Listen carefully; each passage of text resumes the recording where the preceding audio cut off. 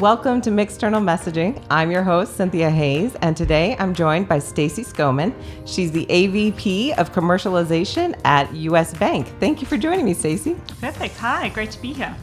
So Stacey, just quick overview of your background. You've been in the financial space for a long time as it relates to marketing and communications and branding and go-to-market strategies and all these things. You have a wealth of knowledge on this topic, and I'm really excited to dig into how a go-to-market strategy relates to both internal and external audiences.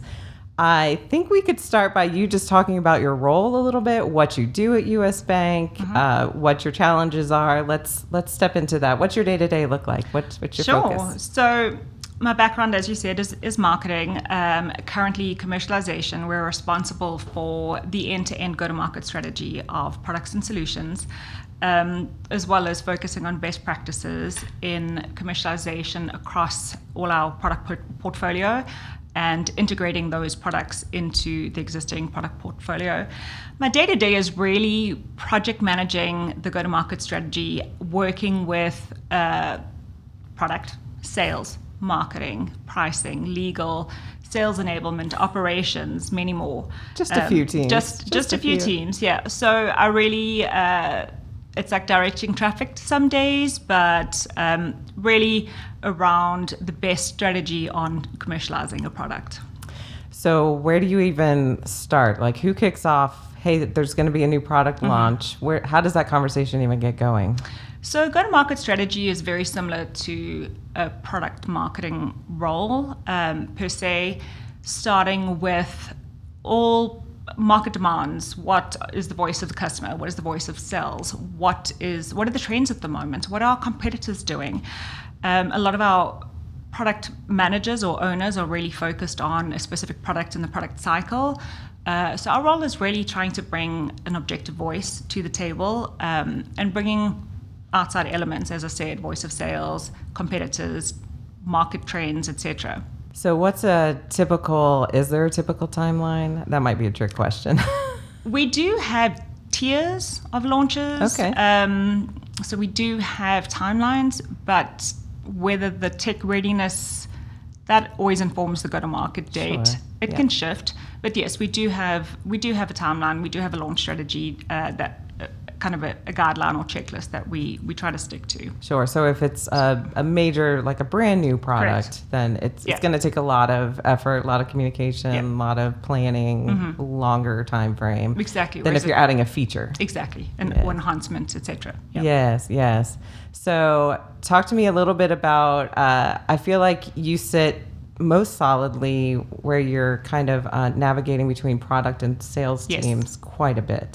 Yeah. So what does product want you to know or say or do, and what does sales want to know and say and do? Well, that's a great question, because up till recently I found that our role is a lot of mediation between the two. Product, as I mentioned, products are quite focused on the next product, the next phase in their product cycle, their product roadmap, and that may not always be the best thing for the sellers. The sellers may have certain target audiences that need a shift in product, or they may need a pause on product development and a focus on product stability. So we're constantly bringing that conversation.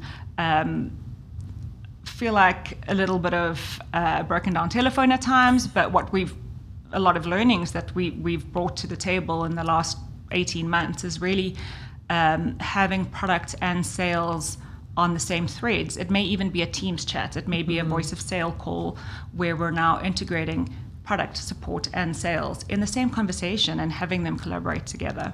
Have there been new kinds of conversations that come out of that? Absolutely. Yeah. And really seeing kind of the other side, the other perspective, I should say. Yes. So definitely a lot of roadmap pivots, perhaps. Yeah, so understanding like what product is considering as they're bringing something forward. Yes. I would imagine, I don't know, if I were a salesperson, I would imagine like having that insider knowledge gives you the little, like the nuanced unique value proposition that this feature or this new product is going to have, right? Like that's the whole point of bringing it to market. Exactly. You're adding value, right? Exactly. Yeah, absolutely. So do the sales teams, do they get all nerdy about the tech, or they're just like, let me just know enough so that I can keep an ear out for this opportunity to sell this thing, or do they like love to get nitty gritty with details? That's an interesting part of our role as go-to-market, is finding the balance between giving the sellers sufficient information, sales tools, communication, marketing tools to be able to sell the product, but also so the what and the why, but also the how. So there are a lot of sellers that really want to know the functional technical details, and giving them the opportunity to engage with product, to engage with onboarding, to have those demos, the constant technical inductions, versus just kind of, well, here's the new material, here's the value proposition, go and sell it. And also bear in mind that our sellers, we have quite a complex business structure with a lot of different channels, a lot of different sales models, whether it's direct sales, referral, reseller. So really giving them the tools to both sell our solution whilst there are many other products that they're also selling, not just the one I'm commercializing, and really allowing them to understand the right target audience, the right time to go to market, along with all their other products. Yeah, that's not a small job. It's a fun one. It's an interesting one, but yes, challenging. Yeah, for sure. Because typically when I think about the teams that you're interacting with, everyone is so passionate about the thing that they're passionate about, right? Yes. Their slice of that pie. Yes, absolutely. But it all has to work together. Well, that's exactly. A lot of our product owners are so focused and engaged with their product, and they work on release schedules. So often, if they miss one release schedule, they have to wait till the next one. It's a little bit of technicality. Okay. But we have a couple that are so passionate, they want to get their product out. And my role is to say, hold on, we have a number of downstream impacts. Is marketing ready? Are support trained? Have the communications gone out? Do the sellers know? Have they been trained? Have they had enough information to really make sure that it's the right time to go to market? Right. Yes. Not everyone understands that full impact. And so for you to have that bird's eye view and to protect the product and its success in the market is invaluable. But I can imagine that takes a lot of project management, removing obstacles as well as putting up gates. And yes, that's exactly. I often feel like I'm playing red light, green light. Okay, we're ready to go. Hold on, you're not ready. Or you can go this far. Exactly. You can go this far. Yeah. And really, as technical readiness shifts, making sure that the other downstream or other stakeholders are either continuing or are pausing. Yeah, okay. We're going to take a little break, and then we're going to come back, and I want to get a little tactical with you in the next part of the conversation around some of the strategies that you use to disseminate this information internally and externally. So stay tuned. We'll be back with Stacey in just a moment on Mixternal Messenging. Mixternal Messaging, Marcom that roars, is brought to you by Liger. Tired of your brand message being a whimper instead of a roar? Mixternal Messaging cracks the code on the secret weapon of B2B success, uniting your internal and external brand narrative. We're taking deep dives into the challenges and strategies to craft a message that resonates, both inside your company and with your clients. No fluff, no theory, just real stories and actionable insights from the trenches. We'll be interviewing marketing and communication rock stars, hearing their triumphs and struggles in the world of mixternal messaging, across industries from tech to healthcare. Ready to make your brand roar? Tune in to Mixternal Messaging, Marcom that roars, a Liger podcast. For more information, visit ligerpartners.com and follow us on our social media. Welcome back to Mixternal Messaging. I'm your host, Cynthia Hayes, and today I'm joined by Stacey Schoeman of US Bank.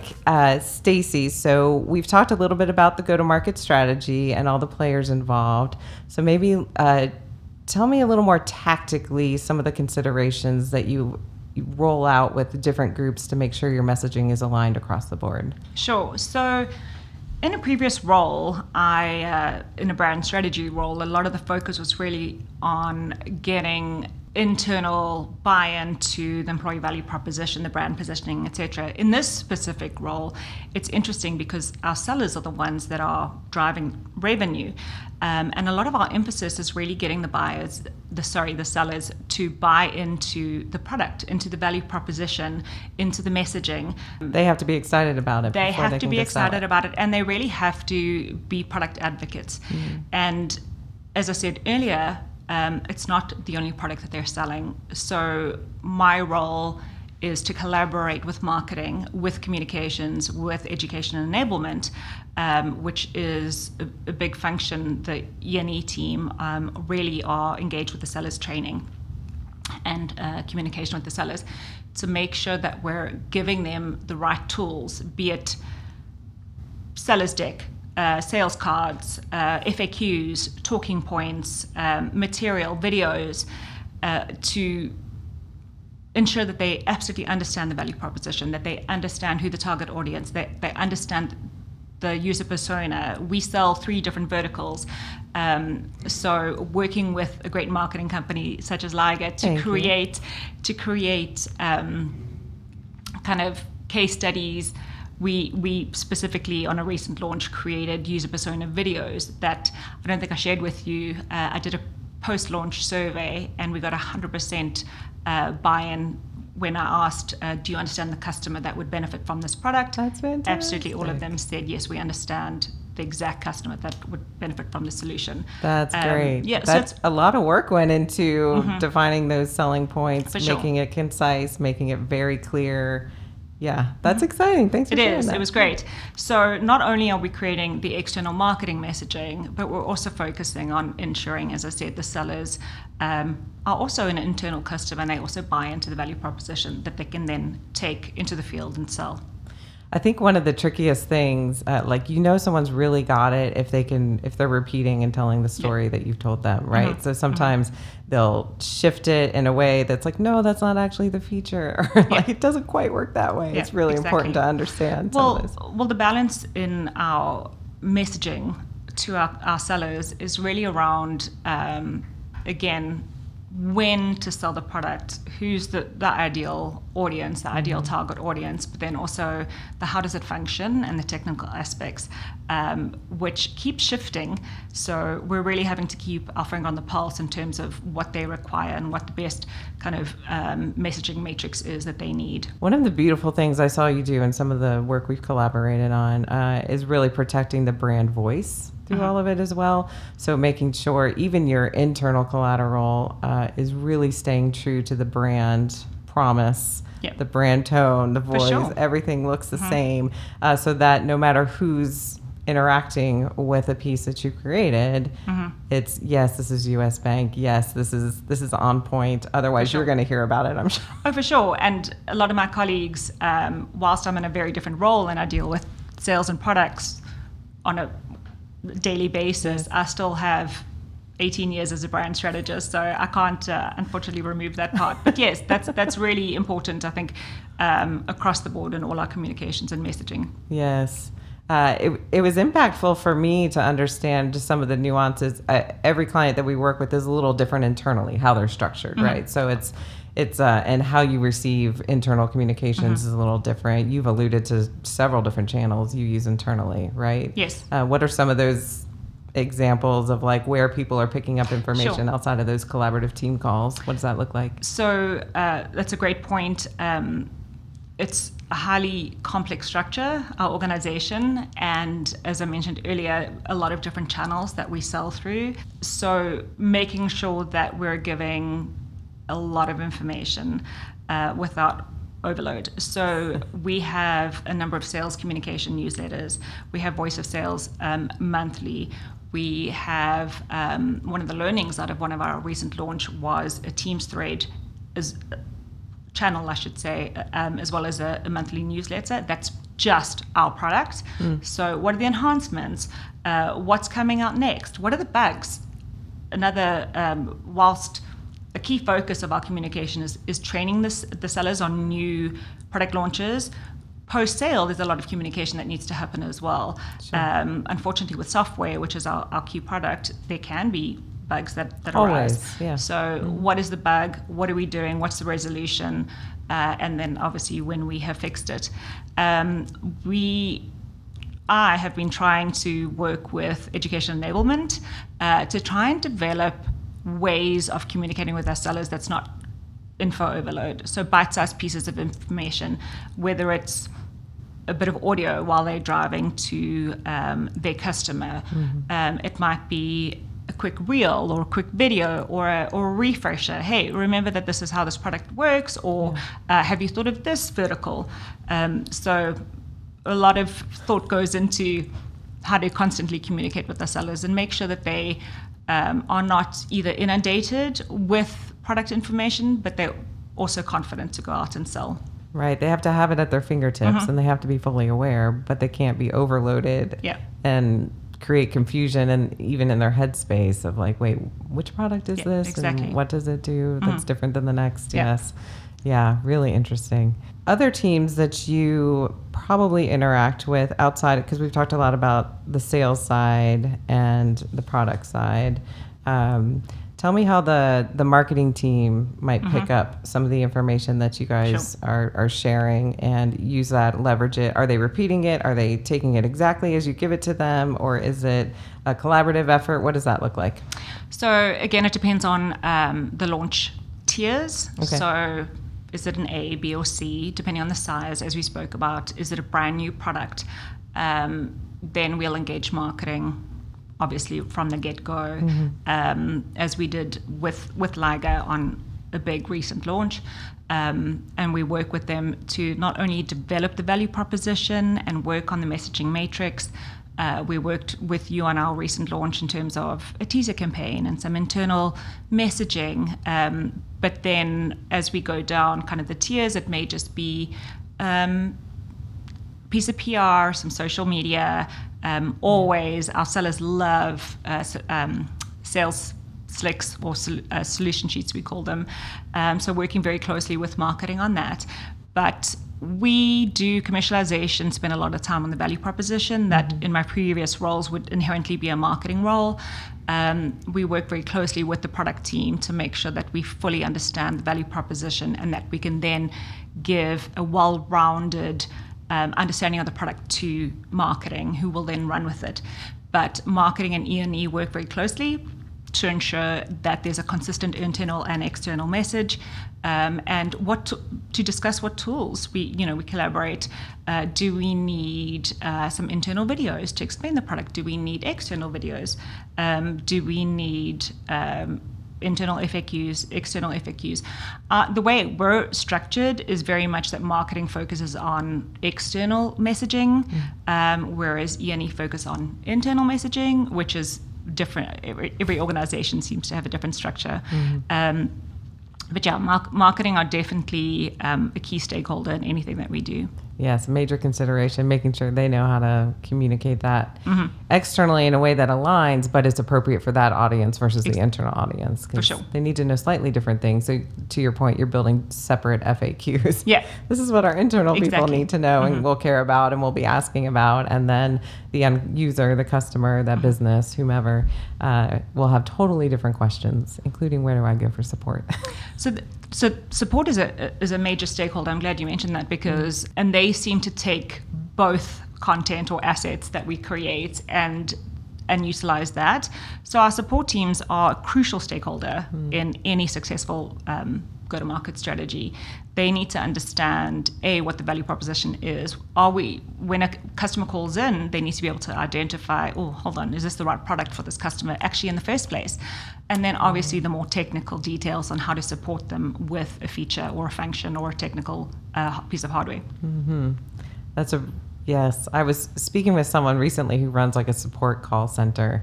And it's like every time they pick up the phone, they never know what question they have to be equipped Exactly. to handle a myriad of situations and personalities and all the things that and get into it. On previous launches, support were kind of on my checklist as kind of a stakeholder. And as we do bigger launches, more detailed, I'm realizing that they're actually a key stakeholder, along with product, along with sales, along with marketing, that really need a voice in terms of what communication do you need? Yes. What assets do I need to create for you to make sure that you're successful in the launch as well?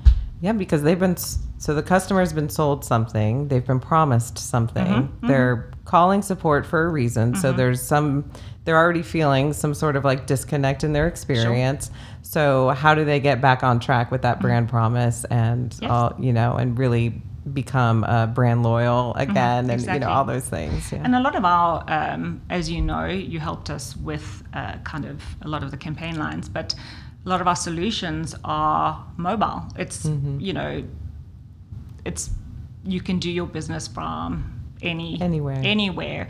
So we need to make sure that is actually what's happening, and that supports are equipped to allow that business owner to run their business from anywhere. That's right, because they're counting on it, and it's their income. Their business, it's a big deal. Yeah, it's their business.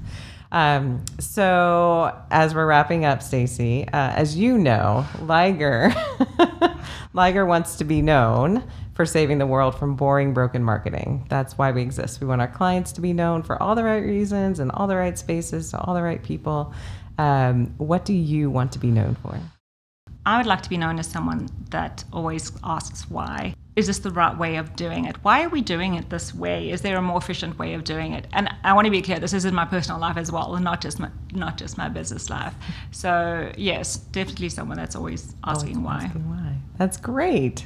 You're a curious learner, and you always want to make sure you're doing the right thing, the best thing. Absolutely. And our previous global CMO in South Africa used to say to me, I know that I can count on you to ask the first question in any of our awkward town halls or uncomfortable situations.